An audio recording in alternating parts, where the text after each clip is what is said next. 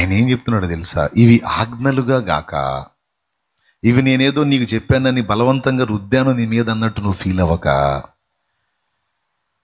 స్వాతంత్ర్యముగా స్వేచ్ఛగా నువ్వే ఆలోచించుకొని నీ అంతటా నువ్వే నా దయను గుర్తుపట్టి, నేను రెండు చేశాను నీకు. దయతో శిక్ష తప్పించా, దయతో నీకు ఫ్రీడమ్ ఇచ్చా. ఇప్పుడు నీ మీద ఏ ఒత్తిళ్ళు లేవు, ఏ కట్టడలు లేవు, ఏ రుద్దుళ్ళు లేవు. ఈ రెండు నేను దయతో చేశా. కాబట్టి నా దయను నువ్వు గుర్తిస్తే నీకు ఇచ్చిన స్వాతంత్ర్యాన్ని యూజ్ చేసుకొని నీ అంతటా నువ్వే ఫ్రీగా స్వేచ్ఛగా ఈ అసహ్యమైన క్రియలు వదిలేసాయి. ఎవరన్నా మన మీద బలవంతంగా రుద్దితే మనకి ఇబ్బంది, కానీ మనకు స్వాతంత్ర్యం ఇచ్చి నువ్వే ఆలోచించు అన్నప్పుడు ఆటోమేటిక్గా మనం ఆలోచనలు పడతాం. ఎరా వెళ్ళావా, చేసావా అని నువ్వు తన్నావు అనుకో, ఈసారి నీకు తెలియకుండా చేస్తాడు, జాగ్రత్త పడతాడు. ఫ్రెండ్స్ దగ్గర ముందే మాట తీసుకుంటాడు. రేయ్ ఎవడన్నా చెప్పాడా, ఇంక నేను ఇక్కడ కనపడ్ను, అరే పొరపాటును కూడా చెప్పు, మాట ఇవ్వండి, మాట ఈ ముసుగులో చేస్తుంటాడు వాడు. కానీ వాడిని కూర్చోబెట్టి మాట్లాడి, రేయ్ నువ్వు చిన్నోడివి కాదు పెద్దోడు అయ్యావు, నేనేందో తెలుసు, నేను చెప్పే ఆలోచన ఏందో తెలుసు, నీ పరిస్థితులు ఎలా ఉన్నాయో నీకు తెలుసు, కాబట్టి ఇక నేను గద్దించను, కొట్టను, తిట్టను, కానీ నీకు స్వేచ్ఛనిస్తున్నాను. దాన్ని అనుసరించి ఇక నువ్వు ఎలా నువ్వు నడిపించుకుంటావో నీ ఇష్టం.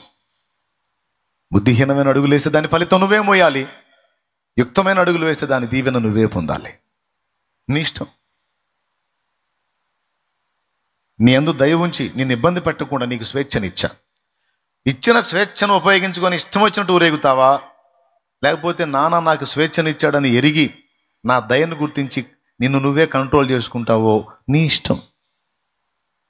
ప్రభువు దయాళుడని మీరు రుచి చూచి ఉన్న ఎడల ఆయన మీకు ఇచ్చిన స్వాతంత్ర్యమును ఆధారం చేసుకొని తప్పుడు బ్రతక ఆయనకి ఇష్టమైన అడుగులు వేయటానికి జాగ్రత్త పడండి అని చెప్తున్నాడు అక్కడ. అది విషయం. దేవునికి స్తోత్రం కలుగునుగాక. ఏమేం మానమన్నాడు చూడండి అక్కడ, ఏమేం మానమన్నాడు? సమస్తమైన దుష్టత్వమును, సమస్తమైన కపటమును, వేషధారణను, అసూయను, సమస్త దూషణ మాటలను మాని క్రొత్తగా జన్మించిన శిశువులను పోలిన వారై నిర్మలమైన వాక్యమును పాల వలన రక్షణ విషయములు ఎదుగు నిమిత్తము ఆ పాలను అపేక్షించుడి. ప్రియులారా, ఇక్కడ శిశువులు అన్నాడు. క్రొత్తగా జన్మించిన శిశువులను పోలిన వారై, ఆ ప్రాచీన జీవితంలో మీరు మృతులవ్వాలి, చనిపోవాలి. క్రీస్తునందు నూతనముగా జన్మించిన క్రొత్త జన్మ అనుభవంలో మీరు ప్రవేశించి, క్రొత్త శిశువు ఎలాగైతే లోకంలోకి అడుగు పెడతాడు, అలాగే ప్రభుల్లో మీరు నూతన శిశువులు, క్రొత్తగా జన్మించిన శిశువులాగా బ్రతకాలి. ఒకప్పుడు ఆజ్ఞలు మన మీద బలవంతంగా రుద్దినాయి, ఇక్కడ ఆచారాలు రుద్దినాయి, ఇశ్రాయేలునేమో ఆజ్ఞలు రుద్దినాయి. ఇప్పుడు ఏం లేవు. ఇప్పుడు ఫ్రీ బోర్డ్స్. మనం నువ్వు నీళ్లు పోసుకోలేదనడు, నువ్వు ఇదే తినాలి అనడు, అది ఎందుకు తిన్నావు అనడు, లేవు. హడావుడిగా నువ్వు వస్త్రాలు ధరించావనుకో, ఏమంటాడు తెలుసా? భక్తి గలదాన్ని అని చెబుతున్నావు కదా, దానికి తగ్గట్టు ఉండాలి కదా, కొంచెం ఆలోచించు అంటాడు. లేదు నేను ఎట్లా తెగేసుకొని తిరుగుతానంటే, సరే పో నీ ఇష్టం, ఏం అడ్డుపెట్టాడు. ఏదో కొంచెం ఆలోచిస్తామని చెప్పాలే, పెద్దదానివి కదా, పెద్దోడివి కదా. ఏమన్నా అర్థమవుతుందా అమ్మా నేను చెప్పేది? ఎంతమందికి అర్థమవుతుందో? పాత నిబంధనలో అయితేనేమో ఒత్తాడు, కొట్టాడు, చంపాడు కూడా. నూతన నిబంధనలు అయితే ఆలోచించమని చెబుతున్నాడు నీకు, అంతే. దయగలిగిన వాడు, కొంచెం ఆలోచించు. దేవుడు నీ ఎడల తండ్రిగా నడుచుకుంటున్నాడు, సాధువుగా నడుచుకుంటున్నాడు, ఎరిగి నువ్వు వీటిని మానాలి అన్నాడు. అక్కడ కూడా అదే వర్తిస్తుంది. ఆయన మన పాపములకు శాంతికరమై ఉన్నాడు అన్నాడు కదా. మీరు పాపం చేయకుండానట్లు ఈ మాట చెప్తున్నానని, ఒకవేళ మీరు పాపం చేసిన ఎడల యేసుక్రీస్తు అను ఉత్తరవాది మనకు తండ్రి దగ్గర ఉన్నాడు అన్నాడు. అంటే ఆయన మన పక్షంగా తండ్రి దగ్గర ఉన్నాడని మనల్ని పాపం చేయమంటున్నాడా? వద్దు నాన్న చేయొద్దు, నీకు స్వేచ్ఛనిచ్చాడు. ఒకవేళ తేడా పడితే, మీరు ఉంటారు ప్రేమను బట్టి అన్ని విషయాల్లో జాగ్రత్తగా ఉంటా. బై మిస్టేక్ ఎక్కడన్నా తేడా పడితే కూడా యేసయ్య ఉన్నాడు అక్కడ, భయపడద్దు. అంటే అలాగని ధైర్యం తెచ్చుకొని పాపం చేయమని కాదు. అడుగు జారితే ఆయన ఉన్నాడు, జారకుండా బ్రతకండి, మీకు స్వేచ్ఛనిచ్చాను. ఇది ఎంత హాయిగా ఉందంటే ఇక ఇందులో ఏ కట్టుబాటు లేదు, ఏ ఒత్తిడి లేదు. నీకు స్వేచ్ఛనిచ్చాను, నీకు స్వాతంత్ర్యం ఇచ్చాను, నీ ఇష్టం. మందు తాగకూడదు. ఎందుకు తాగకూడదు? నేను తాగితే దేవుడికి వచ్చిన నష్టం ఏంది? తాగవా, ఏం కాదు అన్నాడు అనుకో, ఎందుకు తాగాలరా? మందు ఎవరికి అవసరం? రోగికి అవసరం రా. నేను ఆరోగ్యంగా ఉన్నా, బాగున్నా, నాకెందుకురా మత్తు? ఆ జబ్బున్న వాళ్ళకి, ఆ నొప్పులు తల్లాడే వాళ్ళకి, ఆ ప్రసవేదన పడ్డోళ్ళకి అప్పట్లో ఇచ్చేవాళ్ళు మత్తు. ఇప్పుడు ప్రసవేదన పడి బిడ్డను కంటే వెనకటి రోజుల్లో వాళ్ళకి మత్తు మందు ఇప్పుడు ఇది లేదు కదా. అప్పుడేంది? ఆల్కహాల్ రూపంలో ఉంటుంది మద్యం, అది ఇచ్చేవాళ్ళు. కొంచెం ఈ నొప్పులు పడి బిడ్డను కన్నా ఆమె దాగి నిద్రపోయింది. ఏందండి నవ్వుతారు? పెద్ద వయసు వాళ్ళు చెప్పండి, అవునా కాదా? తల్లులు చెప్పండి, పెద్ద వయసు తల్లులు ఎవరన్నా వెనకటి రోజుల్లో అట్లా ఇచ్చారా లేదా? మరి చేతులు ఎత్తండి, వాళ్ళు నన్ను అనుమానంగా చూస్తున్నారు. చేతులు ఎత్తండి, నిజమా కాదా? మరి వాళ్ళకేం తెలుసు? ముసలాళ్ళతో ఫ్రెండ్షిప్ చేసింది నేను. దేవునికి స్తోత్రం కలుగును గాక. అరే జబ్బున్నోడికి, నొప్పులున్నోడికి, బాధలున్నోడికి రా మత్తు, నాకెందుకురా? అంటే తాగితే దేవుడు ఏదైనా చేస్తాడు, నరకంలో వేస్తాడని భయపడతా. దేవుడు ఏదో చేస్తాడు, నరకంలో వేస్తాడని కాదు. నాకు మైండ్ బాగుంది, అవసరమా? ఒకవేళ నేను దాన్ని తీసుకున్న ఆయన ఏమంటాడు? ఎఫెక్ట్ అవుతావు, జాగ్రత్త అంటాడు. ఆయన నన్నేం బలవంతంగా రుద్దలేదే, ఇబ్బంది పెట్టలేదే, నా క్షేమం కోరి చెప్పాడు. చూడు ఆయన ఆలోచించన్నాడు నా తండ్రి. నాకు అర్థమవుతుంది, నాకు మైండ్ పని చేస్తుంది, నాకెందుకురా? వద్దే బా. మీ దేవుడు ఏమైనా చేస్తాడని భయం పడుతుందా? భయం పుట్టడం కాదురా, నాకు అవసరం లేదు. ఒక్కొక్కటి రెచ్చగొడతాడు ఇట్లా. మీ నాన్న తంతాడని భయమా? మీ ఆవిడ తిట్టిద్దని భయమా? మీ ఆవిడ కొట్టిద్దని భయమా? నీ భర్త కొడతాడని భయమా? లేదు, నీ చేత కొన్ని పనులు చేయించడానికి రెచ్చగొడతారు. అప్పుడు నీ సమాధానం ఏంటి? ఏమై ఉండాలి? వాళ్ళు కొడతారు, వీళ్ళు తిడతారని కాదు, నాకే ఇష్టం లేదు. మనుషుల విషయం పక్కన పెడితే దేవుడు నీకు ఆ ఫ్రీడమ్ ఇచ్చాడు, దేవుడు నీకు ఆ స్వేచ్ఛ ఇచ్చాడు, దయతో ఇచ్చాడు, కట్టడలన్నీ ఎత్తేశాడు. రెండు. దేవుణ్ణి ప్రేమించు, ఎందుకంటే ఆయన మీ నాన్న, నీ తండ్రి, నిన్ను ప్రేమించిన తండ్రి. ఎంత ప్రేమించాడంటే తన ప్రియ కుమారుని నీకోసం నిలువున బలి చేశాడు. తన అద్వితీయ జనితైక కుమారుని నీ నిమిత్తం ఎడబాయటానికి ఇష్టపడ్డ ప్రేమగల తండ్రి, మన పరలోక తండ్రి. ఆయన మనకి స్వేచ్ఛనిచ్చాడు. దాన్ని ఉపయోగించుకొని విచ్చలవిడిగా బతుకుదామా? మనల్ని మనమే కంట్రోల్ చేద్దామా? దేవుడు చెప్పాడని మానుకుందామా? వాస్తవాలు తెలుసుకొని మనంతట మనమే దాన్ని విసర్జిద్దామా? అది పౌలన్నది. అన్నిటి యందు నాకు స్వాతంత్ర్యము కలదు గాని అన్నీ చేయదగినవి కావు. అన్నిటి యందు నాకు స్వాతంత్ర్యము కలదు గాని అన్నీ క్షేమాభివృద్ధినియ్యవు. సినిమా చూస్తే తప్పేంది? అదేమన్నా పాపమా? చూడొద్దని బైబిల్ ఏమన్నా ఉందా అని కొంతమంది అంటారు. ఓకే, చూడొద్దని దేవుడు చెప్పలా. అయితే ఒకటి దేవుడు ఏమంటాడంటే, చూడు బేటా, 3 గంటల టైం కేటాయిస్తున్నావు, దానికి 2.5-3 గంటలు కేటాయిస్తున్నావు, దానివల్ల నీకు ఏదన్నా ప్రయోజనం ఉంటే చూడు, ఎందుకంటే నీ లైఫ్లో టైం చాలా విలువైంది కదా, ఎప్పుడు ముగిసిద్దో తెలియదు కదా, కాబట్టి ఎందుకు టైం వేస్ట్ అక్కడ? అది కల్పితం అని తెలుసు, అదంతా గ్యాంబ్లింగ్ అని తెలుసు, ఏదో వాళ్ళ పొట్ట తిప్పులకు వాళ్ళు పడే పాటలు అని తెలుసు. తెలిసి కూడా నువ్వు దానికి ఎలా ఇదవుతావు? నువ్వు చూడు, ఆలోచించు. మరి దానివల్ల నీకు ఏదన్నా ప్రయోజనం ఉంటే నువ్వు టైం కేటాయించి ఇబ్బంది లేదు, లేకపోతే ఎందుకు వేస్ట్? దేవుడి గొప్పతనం ఏంటంటే, ఒకప్పుడు ఆజ్ఞగా రుద్దిన ఆయన ఇప్పుడు నిన్ను ఆలోచింపజేస్తున్నాడు. తమ్ముడు, అర్థమైందా నీకు? నీ అంతటా నువ్వే ఆలోచన చేయాలి, నీ అంతటా నువ్వే నిర్ణయం చేయాలి. ఇప్పుడు అది దేవుడు తీసుకున్న స్టెప్. నిన్ను బలవంతం పెట్టడం, నిన్నే ఆలోచించమంటాడు. మంచి మనస్సాక్షితో ఆలోచించబడు. ఎందుకంటే తన రక్తము చేత నీ మనస్సాక్షిని కడిగి శుద్ధి చేశాడు. ఆ మనస్సాక్షిని బట్టి ఆలోచించు నువ్వు, నీకే అర్థమైపోయింది. అట్లాగా నేను ఎట్లా పడితే అట్లా తిరుగుతాను, ఎట్లా పడితే అట్లా ధరిస్తాను అంటే నీ ఇష్టం. కానీ నేను దేవుని భక్తురాలని అని చెప్తున్నావు కదా, దైవభక్తి గలవారం అని చెప్పుకున్న వాళ్ళకి తగ్గట్టు ఉండాలి కదా. నువ్వు విచ్చలవిడిగా ఉంటాను నేనంటే ఎట్లా కుదురుతుందిరా తల్లి? కొంచెం ఆలోచించమ్మా. దేవుడు హృదయాన్ని, మనోళ్ళు అంటారు దేవుడు హృదయాన్ని చూస్తాడు అన్నయ్య అంటే, దేవుడు నిజంగా హృదయాన్నే చూస్తాడు, కానీ మనుషులు పై రూపాన్ని చూస్తారే. దేవునికి స్తోత్రం. దేవుడి వరకైతే హార్ట్ చాలమ్మా, నువ్వు ఏ వేషం వేసినా. కానీ సమాజం హార్ట్ చూడదే. నీకుండే సమాజం చూసిన నాడు నువ్వు ఉండవే. అంతే కదండి. మన లోపల ఉన్న గుండె సమాజం చూసినప్పుడు మనం ఉంటామా? అది బయటికి కనపడితే అవుట్, అది లోపలే ఉండాలి. లోపల ఉన్న హృదయాన్ని దేవుడి వరకు ఓకే, కానీ మనుషులకి లోపలే కనపడవు. కాబట్టి మనుషుల ఎదుట మనం కలిగి ఉండాల్సిన పద్ధతులు కూడా ఉన్నాయి.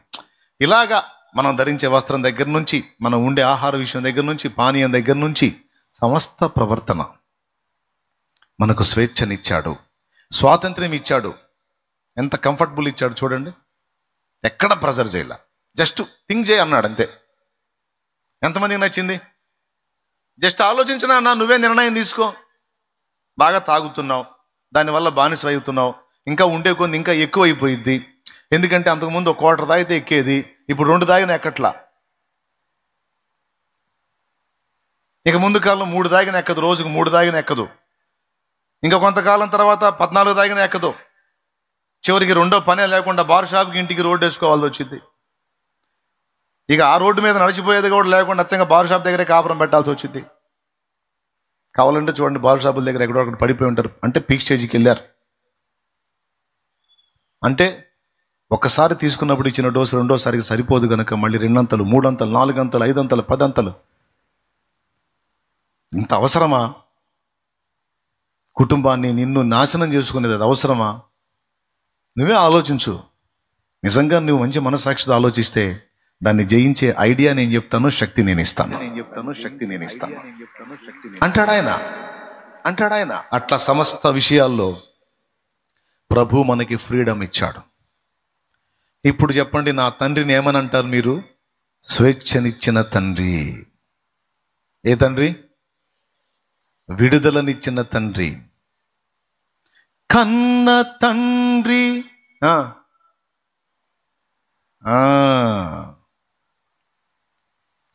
మనకు స్వేచ్ఛనిచ్చాడు. దీన్ని బట్టి మనం మంచి నిర్ణయాలు చేసి మంచి అడుగులు వేయటం మనమే సాధన చెయ్యాలి. ఎందుకో చెప్తా ఒక్క ముక్క. ఎందుకు అసలు మనంతటా మనల్నే కంట్రోల్ కమ్మన్నాడు, మనకే ఈ స్వేచ్ఛనిచ్చాడు? అంతకు ముందులాగా మన మీద ఎందుకని రుద్దట్లేదు అంటే, మనల్ని ఇక పిల్లలుగా గాక మనల్ని ఎదిగిన వారుగా తయారు చేయాలని ఆయన డిసైడ్ అయ్యాడు. చిన్నపిల్లలు చూడండి, వాడు ఏది చెప్పినా సరే మనం చెబితేనే చేస్తాడు. కానీ ఎదిగిన వారు మనం చెప్పే పని లేకుండా అన్ని వాళ్లే చేసుకుంటారు. దేవునికి స్తోత్రం. క్రొత్త జన్మ అనుభవం స్టార్ట్ అయింది నీకు. ఇక స్వేచ్ఛ నీకు ప్రారంభమైంది. నీకు వాక్యం హెచ్చరిక చేసిద్ది. పరిశుద్ధాత్మ నిన్ను నడిపిస్తాడు. నీ మనస్సాక్షి కూడా నీకు సాక్ష్యం ఇచ్చిద్ది. ఈ వాక్యం, పరిశుద్ధాత్మ, మనస్సాక్షి. ఏది మళ్ళీ మీరు చెప్పండి. మళ్ళీ వెనక నుంచి రండి. మనస్సాక్షి, రైట్. 3 విధాలుగా మనకి హెచ్చరిక ఇస్తాడు, ఆలోచన చెప్తాడు. తమ్ముళ్ళు వినండియా, అందరూ ఈ ఒక్క మొక్క వినండి. కూటం అయిపోయింది, బైబిల్ సంఖ్యలో పెడతావు, నేను ఇటు పోతావు, నువ్వు అటు పోతావు, పత్తా లేకుండా మళ్ళీ ఎప్పుడు కలుగుతావు తెలియదు. దేవునికే స్తోత్రం. కానీ శాలెమ్మని ఎనీ టైం నీ వెంటుండి నడిపించకపోయినా పరిశుద్ధాత్మ, దైవవాక్యం, మంచి మనస్సాక్షి నీతో ఉంటాయి. మంచి మనస్సాక్షి నీలోనే ఉంది. ఎప్పుడు మంచి మనస్సాక్షి అయింది? అది క్రీస్తు రక్తములో కడగబడినప్పుడు మనస్సాక్షి శుద్ధైంది. మనస్సాక్షిని శుద్ధి చేయును మన యేసయ్యా రక్తము. మనస్సాక్షిని శుద్ధి చేయును మన యేసయ్యా రక్తము. ఎప్పుడు రక్తాన్ని ఆశ్రయించావో, ఎప్పుడు యేసు రక్తాన్ని ఆశ్రయించావో అప్పుడే నీ మనస్సాక్షి శుద్ధిపరచబడింది. అంతకుముందు నీకు తప్పుడు సంకేతం ఇచ్చింది, కానీ ఇప్పుడైతే రైట్గా పనిచేసింది. నువ్వు ఆ పని చేస్తున్నప్పుడే నీతో మాట్లాడుతుంటుంది నీ మనస్సాక్షి. తప్పు కదా, ఈ స్థాయిలో ఉండి మెట్టుకొచ్చి నువ్వు ఇలా రైట్ కాదు కదా అని నీ మనస్సాక్షి నీతో అంటది. ఇక తప్పు చేస్తే ఎట్లా చేయాలి తెలుసా? ఆ గొంతు నులిమి చేయాలి. నువ్వు మనస్సాక్షి గొంతు నులిమేవు, మళ్ళీ పరిశుద్ధాత్మ స్వరం వినపడిద్ది. తప్పు కదా అని పరిశుద్ధాత్మ స్వరాన్ని కూడా వినకుండా చెవులు మూసుకున్నావు, మళ్ళీ వాక్యం మాట్లాడిద్ది. తప్పు కదా అని మళ్ళీ బలవంత పెట్టదు, ఆలోచింపజేసిద్దంతే. ఇక్కడ పాయింట్ ఏంటంటే మనంతట మనమే కంట్రోల్ అవ్వాలి. మాని అన్నాడు. ఆయన మానిపించాలా, మనం మానాలా? మనం మానాలి అంటే మనకు స్వేచ్ఛనిచ్చాడు, మనమే ఆలోచించాలి, ఒక అండర్స్టాండింగ్కి రావాలి. ఇది మొదటి విషయం. దేవుడు మనల్ని చిన్న పిల్లలుగా గాక ఎదిగిన వారిగా చూడాలని ఆశిస్తున్నాడు. యేసుప్రభు దగ్గరికి వచ్చావు, ఎంత తెలివిగా ఆలోచించి వచ్చావు నువ్వు. లోకంలో నేను ఫాలో అయ్యేవి ఏవి కూడా నన్ను రక్షించలేవని అర్థమయ్యే కదా వచ్చావు క్రీస్తు దగ్గరికి. సూపరు, మంచిగా ఆలోచన చేశావు. ఈ ఆలోచన నెరవేర్చడానికి ఎంత తెగించావంటే కులస్తులు ఏమన్నా లెక్క చేయలా, మతస్థులు వదిలేసినా లెక్క చేయలా, ఇతరులు తృణీకరించిన కుటుంబీకులు రివర్స్ అయినా కూడా ఒప్పుకోలా. నువ్వు తీసుకున్న నిర్ణయానికి కట్టుబడి ఉన్నావు. ఇక్కడ నీకు ఇచ్చిన స్వేచ్ఛను మంచి మనస్సాక్షితో మంచిగా ఆలోచించి అద్భుతంగా అడుగేశావు.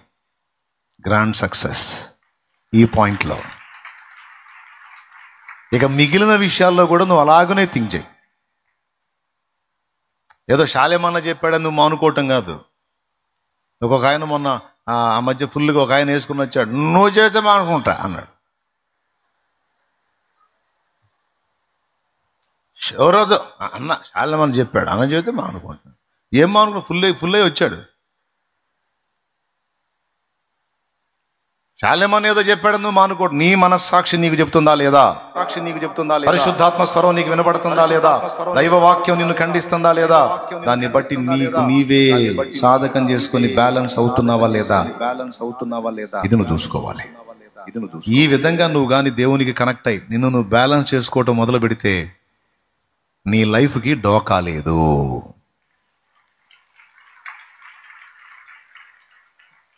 పూర్తి భద్రతలో నువ్వు ఉన్నట్టే. అబద్ధాలు ఆడకుండా చెప్పండి. ఎంతమందికి అర్థమైంది ఇప్పుడు నేను చెప్పింది? నిజంగా అర్థమైందా? అర్థమైతే చేతులు ఎత్తండి. చేతులు ఎత్తారు గట్టికోటి. ఏం అర్థమైందో చెప్పండి.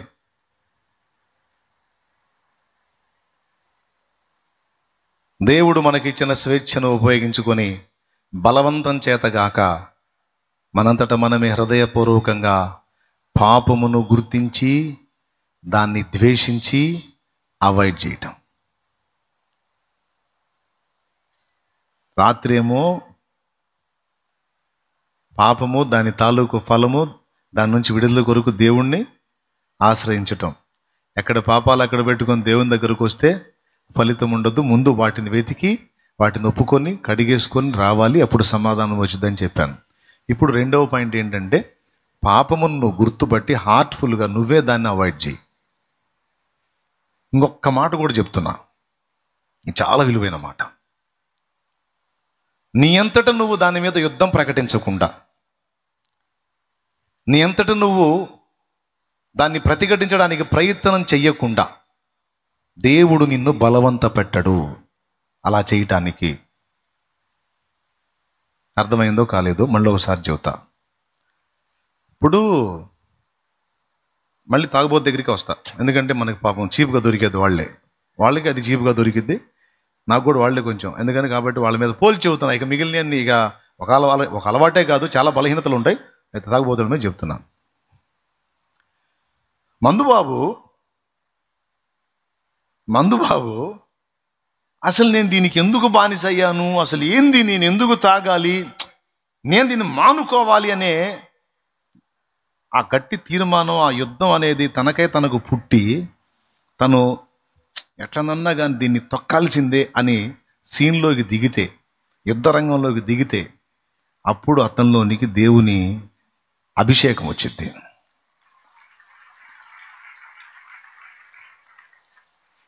ఆ పనికి అతడు పూనుకోకుండా అతడు బార్ షాపులోనే కూర్చొని తాగుతూ ఉంటే దేవుడు అతని మీద అభిషేకం పంపించి అతన్ని మానుకునేటట్టు చెయ్యడు.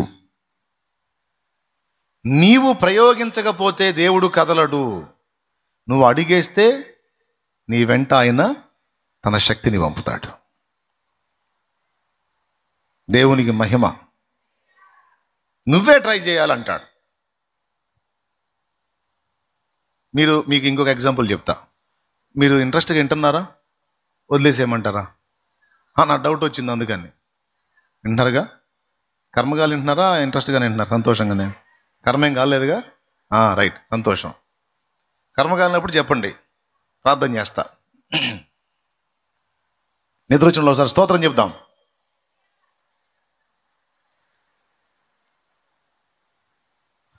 యేసు ప్రభు 5 రొట్టెలు 2 చేపలు 5,000 మందికి పంచింది మీలో ఎంతమందికి తెలుసు? తెలుసా? రైట్. ఏదైనా సరే పరిణతి చెందిన మనము ప్రయోగాత్మకంగా ఒక అడుగు వేయకుండా దేవుడు కదలడు.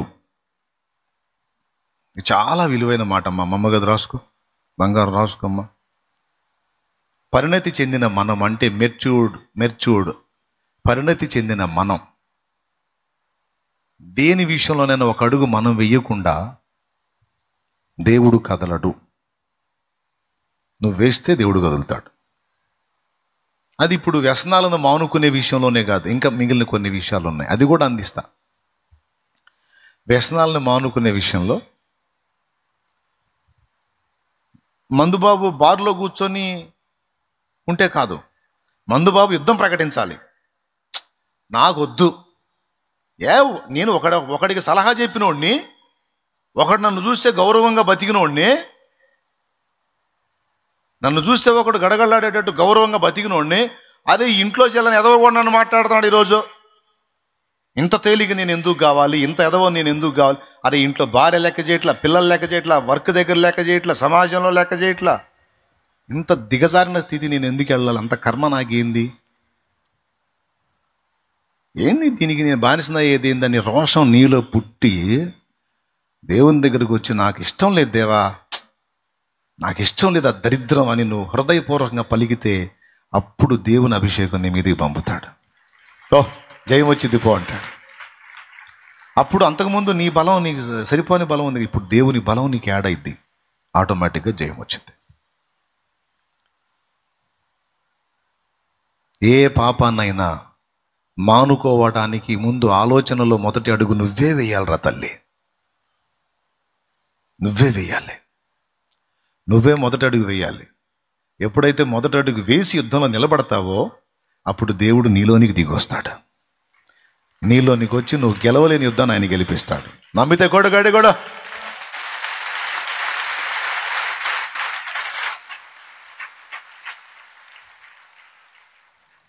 ఎందుకంటే ఆయన కన్న తండ్రి మన ఎదుగుదలను కోరుకుంటున్నాడు, మన పరిణతిని కోరుకుంటున్నాడు. సో వ్యసనాల విషయంలో అది. సెల్ ఫోన్ ఉంది, బానిసవయ్యావు. సెల్ ఫోన్ చూస్తే ఆ హార్మోన్ ఎలా రిలీజ్ అయ్యింది తెలుసా మీకు? రాత్రి చెప్పిన డోపమైన్ ఎలా రిలీజ్ అయ్యింది తెలుసా? చూసినంతసేపు 1% రిలీజ్ అవుతా కంటిన్యూషన్ జరుగుతూ ఉంటుంది. అది ఉత్సాహాన్ని ఇస్తూ ఉంటుంది. అందుకని మనం సెల్ చూస్తున్నప్పుడు మజా వచ్చింది మనకి. అయితే ఇక్కడ ఇంకొక సంతోషకరమైన విషయం ఏంటంటే అది ఆపేసినప్పుడు ఈ ఉత్పత్తి ఆగిపోయింది, మళ్ళీ చూడాలనిపించింది. అయితే ముందు చెప్పినటువంటి వాటి అంత ఫోర్స్ అయితే దీనికి ఉండదు. మద్యానికి, డ్రగ్కి ఉన్నంత ఫోర్స్ అయితే దీనికి ఉండదు. ఇది మన చేతుల్లో ఉంటుంది. మనం బ్యాలెన్స్ చేసుకునే అవకాశం దీనిలో ఉంది. సెల్ ఫోన్లో నువ్వు మందు అంటావో, సెల్ ఫోన్ అంటావో, డ్రగ్ అంటావో, వ్యభిచారం అంటావో, విచ్చలవిడి జీవితం అంటావో, ఏ వీక్నెస్ నీలో ఉందో దాని మీద నీ అంతటా నువ్వు యుద్ధం అని పలకకుండా, నువ్వు యుద్ధం ప్రకటించకుండా దేవుడు జోక్యం చేసుకోడు. యుద్ధం నువ్వు ప్రకటించు, సీన్లోకి యేసయ్య రాబోతే అప్పుడు అడుగు. ఈ చివరి ముక్క చెప్పండి అందరూ. యుద్ధం నువ్వు ప్రకటించు, సీన్లోకి యేసయ్య రాకపోతే అప్పుడు అడుగు.